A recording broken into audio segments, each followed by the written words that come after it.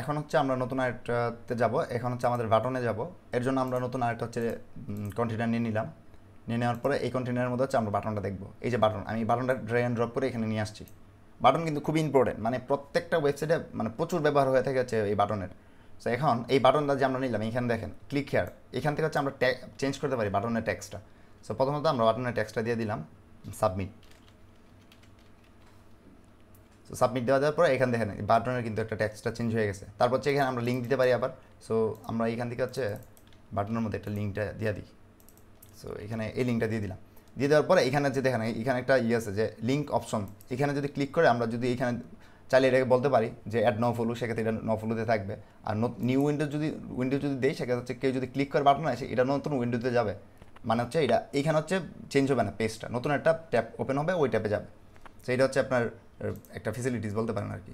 আর এখানে টাইপ যদি আমরা বলে দিই ইনফো, তারপর আছে হচ্ছে আপনার সাকসেস। সেগুলো হচ্ছে যে সময় আমরা বিভিন্ন থিম ইনস্টল করবো, ওই থিমের সাথে হচ্ছে এগুলো মানে কনফিগার করা থাকে, তখন হচ্ছে আমরা এগুলো হচ্ছে ইউজ করতে পারবো এখান থেকে। তবে এটা শিখে রাখা ভালো। যেমন হচ্ছে ইনফো যদি দেয়, সেক্ষেত্রে হচ্ছে আমরা ব্লু কালার আসবে। তারপর হচ্ছে সাকসেস দিলে হচ্ছে আপনার এরকম সবুজ কালার আসবে, এরকম আর কি।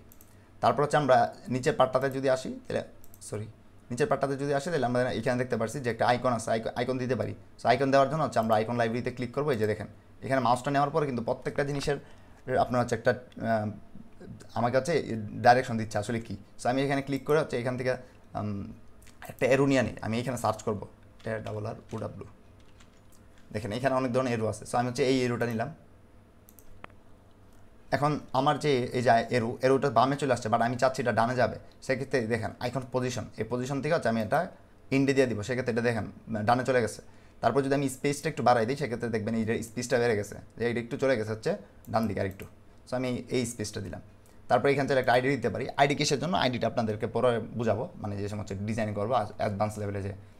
আচ্ছা, এখন আমাদের এই পার্টটা কিন্তু শেষ। এখন আছে স্টাইলে আসার পরে আমরা এখান থেকে হচ্ছে এই যে দেখেন পজিশনটা আমরা এখান থেকে চেঞ্জ করে দিতে পারি, এটা কোথায় থাকবে। আমি পজিশনটা দিয়ে দিলাম সেন্টার। দেন হচ্ছে আমি টাইপোগ্রাফিটা একটু চেঞ্জ করে নিব। সো আমি একটু টাইপোগ্রাফিটা একটু চেঞ্জ করে এখান থেকে নিই। আশা করি টাইপোগ্রাফি সম্পর্কে আপনারা জানেন, যেহেতু অলরেডি আমি বেশ কয়েকবার বলছি। সো টাইপোগ্রাফিটা একটু চেঞ্জ করে দিই। তারপর হচ্ছে 20 পিক্সেলের মতো দিই। আচ্ছা, এখন আসি হচ্ছে ব্যাকগ্রাউন্ড কালার। সো ব্যাকগ্রাউন্ড কালারের মধ্যে আমরা দেখেন এখানে যে ব্যাকগ্রাউন্ড টাইপ থেকে আমরা দিতে পারবো যে আসলে এটা কী হবে। ক্লাসিক মানে হচ্ছে একটা সলিড কালার, জাস্ট এখানে একটা সলিড কালারই থাকবে। ক্লাসিকের পরে যদি আমরা এই যে এটাতে যাই গ্রেডিয়েন্ট, সেক্ষেত্রে হচ্ছে দুইটা কালার থাকবে। এই যে দেখেন দুইটা কালার কম্বিনেশন। সো এখান থেকে হচ্ছে আমরা চাইলে এটাকে চেঞ্জ করে দিতে পারবো। আমি হচ্ছে গ্রেডিয়েন্টে সিলেক্ট করলাম, তারপর হচ্ছে এখান থেকে দুইটা কালার সিলেক্ট করবো। ফর এক্সাম্পল আমি হচ্ছে দিব হচ্ছে কী দিতে পারি, এটা হচ্ছে রেড অ্যান্ড হচ্ছে হোয়াইট দিতে পারি। হচ্ছে রেডের সাথে হোয়াইট আবার মিলবে না।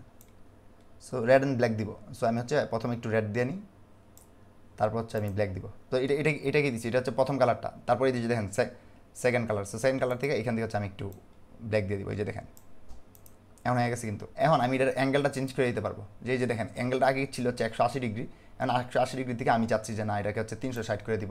সো 360 আর 180 প্রায় সেম। সো আমি হচ্ছে এটা এইখান থেকে 90 ডিগ্রি করে দিতে পারি। যদি একটু 90 ডিগ্রি করে দিই, দেখবেন যে এটা অর্ধেক অর্ধেক এদিক সেদিক চলে গেছে। এই যে দেখেন, হ্যাঁ, বাম পাশে হচ্ছে রেড চলে আসছে, ডান পাশে হচ্ছে ইয়ে চলে আসছে। আমি যদি 120 অথবা 130-এর মধ্যে দিই, সেক্ষেত্রে দেখবেন সুন্দর একটা কিন্তু গ্রেডিয়েন্ট কালার হয়েছে। সো এটা হচ্ছে আপনার এই যে গ্রেডিয়েন্ট কালারের সুবিধা। গ্রেডিয়েন্ট কালার অনেক খুব সুন্দরভাবে হচ্ছে এটা ফুটে ওঠে আর কি। এরপর আসে হচ্ছে আমরা এই যে দেখেন এখানে বর্ডার টাইপ। আমরা কিন্তু অলরেডি ইমেজের মধ্যে বর্ডার দেওয়া শিখছি, তাই না? এই যে বর্ডার। সো এখানে বর্ডারটাও সেম। এখানে বর্ডারটা জাস্ট হচ্ছে আমরা আগে টাইপটা সিলেক্ট করে দিব যে আমাদের একটা হচ্ছে একটা সলিড বর্ডার, এটা সেক্ষেত্রে এটা সলিড বর্ডার থাকবে। বর্ডার কিন্তু অলরেডি পড়ছে, কারণ বর্ডার কালারটা হচ্ছে ডিফল্টভাবে হোয়াইট, যার কারণে বোঝা যাচ্ছে না।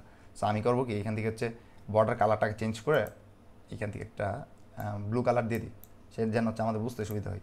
এই যে দেখেন ব্লু কালার। আমি কিন্তু এখন ডিজাইনের দিকে তাকাচ্ছি না, আমি তাকাচ্ছি হচ্ছে আপনাদেরকে বোঝানোর ক্ষেত্রে। সো এখন ব্লু কালার দিয়ে দিছি।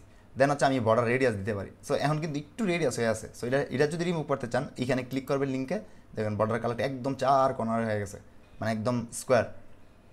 সো এখন হচ্ছে তারপর হচ্ছে আমরা আসি হচ্ছে যে এখানে বক্স শেডো। আমরা যদি এখানে ক্লিক করি, দেখবেন একটু শেডো হয়ে গেছে।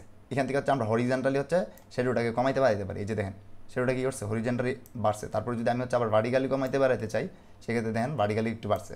সো এটা হচ্ছে মানে বক্স শেডোর একটা খুব সুন্দর ইয়ে। আমরা যদি খুব সুন্দরভাবে এটা করি, একটু দেখাই আপনাদেরকে। এখানে হচ্ছে আমি ইয়ে করি যে বক্স শেডোটারে একটা আমার ক্লায়েন্ট প্রজেক্টে যেভাবে করি, ওই জিনিসটা একটু দেখাই আপনাদেরকে। এইরকম। তারপর ব্লাডটা যদি কমাই দিই, এটা এই যে দেখেন অনেক অনেক ইয়াতে দেখবেন এরকম টাইপের কিছু বর্ডার আছে। আমি এখানে হচ্ছে 7 দিলাম এবং এখানেও একটু 7 দিই, দুই দিকে সমান রাখলে হচ্ছে ভালো আর কি, জিনিসটা অর্গানাইজ হয়। এই যে দেখেন এখন কিন্তু খুব সুন্দর দেখাচ্ছে। তারপরে চাইলে হচ্ছে আমরা এখান থেকে পেডিং দিতে পারি। এখন আসে হচ্ছে পেডিংয়ের ব্যাপারটা। এখন পেডিং জিনিসটা বুঝতে হবে। এখন আমি যদি এখানে পেডিং দিই, যদি 50 পিক্সেল পেডিং দিই, দেখছেন ও কী করছে যে ভিতর থেকে অনেকটা জায়গা নিয়ে নিছে, তাই না? এদিকে এদিকে এদিকে, এটা হচ্ছে পেডিংয়ের সুবিধা। এখন আশা করি আপনারা পেডিং বুঝতে পারছেন। এখন যদি আমি পেডিং আবার 20 পিক্সেল দিই, সেক্ষেত্রে দেখবেন যে পেডিং এখানে 20 পিক্সেল ভিতর থেকে সে হচ্ছে জায়গা নিছে।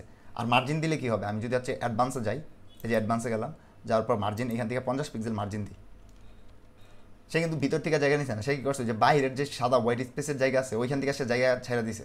আবার যদি এটাকে 150 পিক্সেল করে দিই, দেখবেন সে কতটুকু জায়গা ছেড়ে দিছে। তার মানে আশা করি আপনারা বুঝতে পারছেন যে আসলে মার্জিন পেডিংয়ের মধ্যে পার্থক্যটা কী। আসলে আমি একদম আপনাদেরকে লাইভ প্রজেক্টগুলোতে দেখাবো যে সময় আরও ক্লিয়ার হয়ে যাবেন। এই যে দেখেন এটা হচ্ছে মার্জিন। মার্জিন হলে কী করবো, সে হচ্ছে বাটন যে এলিমেন্ট, এই এলিমেন্টের বাইরের জায়গা নিবে। আর পেডিংয়ের ক্ষেত্রে কী করবে, ভিতরের জায়গা নিবে। সো আমি হচ্ছে এখানে দেখেন এলিমেন্টের ভিতরে পেডিং দিই, পেডিং দেওয়ার পরে দেখবেন হচ্ছে সে ভিতরের জায়গা নিয়ে নিছে। এই যে দেখেন, সো এই জিনিসটা কনসেপ্টটা আগে ক্লিয়ার হতে হবে যে আসলে আমি বুঝতে পারছি কিনা। যদি বুঝতে পারেন সেক্ষেত্রে দেখবেন বাকি সামনের যেগুলো শিখবেন ওইগুলো খুব ইজি হয়ে যাবে। আর যদি কনসেপ্টটা না বুঝেন সেক্ষেত্রে মানে পরবর্তী কাজগুলো করতে আরও অনেক কষ্ট হবে। সো আমি হচ্ছে পেডিং দিয়ে যেভাবে আছে ডিফল্ট ওইভাবেই থাকে। আমি এখানে 15 পিক্সেল বা 10 পিক্সেলের মধ্যে দিতে পারি। এখন আসে হচ্ছে যে পেডিং দেওয়ার ক্ষেত্রে একটা মানে অবলম্বন করতে হবে, যেমন হচ্ছে উপরে এবং নিচে তেমন একটা পেডিং দেওয়া যাবে না। উপরে নিচে একটু কম পেডিং এবং ডানে বামে হচ্ছে বেশি পেডিং দিবেন। সো আমি লেফট রাইটে টপে যদি দিই হচ্ছে 10 পিক্সেল এবং বটমে দিব 10 পিক্সেল, এবং রাইটে দিব হচ্ছে আমি এখানে 30 পিক্সেলের মধ্যে দিতে পারি। রাইটের 30 পিক্সেল এবং হচ্ছে লেফটের 30। এই যে দেখেন এখন কিন্তু খুব সুন্দর দেখাচ্ছে, মানে একটা অরিজিনাল বাটনের মধ্যে দেখাচ্ছে। তারপর আমি চাইলে এখান থেকে এটাকে হোভার এফেক্ট দিতে পারি। এই যে দেখেন হোভার এফেক্টে যে হচ্ছে আমি বলে দিলাম যে না তোমার হচ্ছে কালারটা সলিড থাকবে, সলিডের মধ্যে আমি একটা এই কালার দিতে চাই। আর যদি আমি হোভার করি সেক্ষেত্রে ব্যাপারটা কাজ করতেছে না কেন, এই যে হোভার চলে আসছে। সো এরকম হচ্ছে আমরা হোভার এফেক্ট দিতে পারি। সো প্রত্যেকটা জিনিস আসলে যদি আপনি প্র্যাকটিস না করেন সেক্ষেত্রে বুঝতে পারবেন না। এখানে প্রত্যেকটা জিনিস প্র্যাকটিস করবেন, যে বাটন, তারপর হচ্ছে ডিভাইডার, তারপরে আমি যেগুলো দেখাচ্ছি প্রত্যেকটা জিনিসই প্র্যাকটিস করবেন। অবশ্যই লাস্টের দিকে হচ্ছে পাবলিশ দিয়ে দিবেন। আশা করি আপনারা বাটনের ব্যাপারটা বুঝতে পারছেন যে আমরা কীভাবে করতে পারি কোন জিনিসটা। সো প্রত্যেক দিন প্র্যাকটিস করবেন, প্র্যাকটিস না করলে কিন্তু পারবেন না। সো ধন্যবাদ, আসসালামু আলাইকুম।